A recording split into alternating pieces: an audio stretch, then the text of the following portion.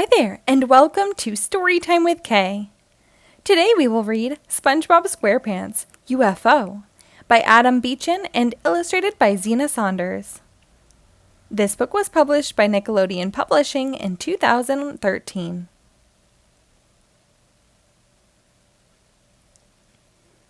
Grow, flower, grow! Grow, flower, grow! SpongeBob and his best friend Patrick sang as they marched through SpongeBob's garden. "What are you two weirdos doing?" Squidward asked. "If you talk to plants, they grow fast," Patrick told him. "And if we sing to my daffodils, they should grow even faster," SpongeBob added. Squidward was about to tell them to be quiet when suddenly, something very big blocked out the light from above.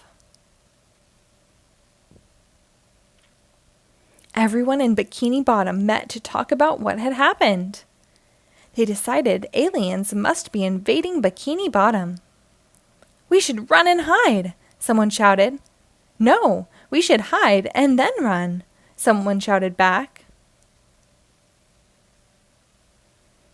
Patrick got scared and ran around in circles. "I do not know whether to run or hide," he cried. Squidward headed to his house.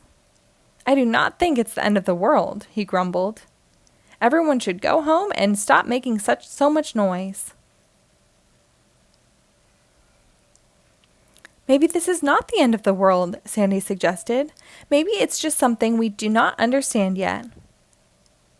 "If Sandy is not scared, then neither am I," SpongeBob said.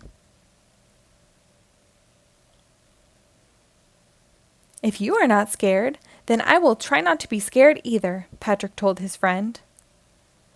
"Well, we are scared," everyone else said, "and we are going to run and hide." "What are we going to do?" SpongeBob asked. "I think we should find out what is making that shadow," Sandy told him. "We can use my rocket ship to take us to the outer waters so we can get a closer look," Sandy said. The friends gathered everything they would need for their trip. "Why do we need sandwiches?" Sandy asked Patrick. "Rockets make me hungry," Patrick explained. They climbed into the rocket ship. "Buckle up, fellas! It is going to be a bumpy ride," Sandy shouted as they blasted off. Patrick buckled in his sandwiches. They saw all sorts of creatures they had never seen before. Patrick was a little scared, but he tried to be brave like SpongeBob and Sandy. Back in his house, in Bikini Bottom, Squidward suddenly realized how quiet it was outside. He had not been scared of the shadow before, but he was now. Suddenly, there was a loud knock at his door. "Squidward!" Mrs. Puff shouted from the other side of the door. "Are you sure you do not want to come hide with us?" "No," Squidward yelled back. "I'm not scared. I am busy playing my clarinet." He tried to play his clarinet, but he was so scared it sounded even worse than usual. When Mrs. Puff and Mr. Krabs left, Squidward quickly hid under his bed. "I am not letting the end of the world get me or my clarinet," he said. Sandy's rocket soared closer and closer to the shadow. Patrick became more and more scared. He could not help it.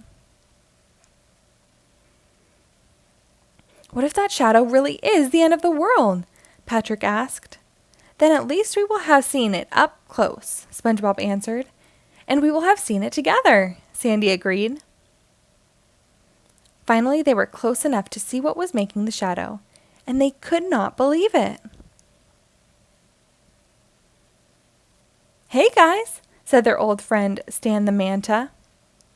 "I am back from school to visit Bikini Bottom." "Wow, you got big!" Sandy gasped. "Why are you up here blocking all the light?" Sandy asked. "You really spooked everybody." "I'm sorry," Stan told them. I could not remember where I used to live. We will show you the way, SpongeBob said. Everyone will be happy to see you. Especially since you are not the end of the world, Patrick said. No one was happier than he was. Everyone was happy to see Stan again. They celebrated by playing a new game Patrick made up called Run and Hide and Seek.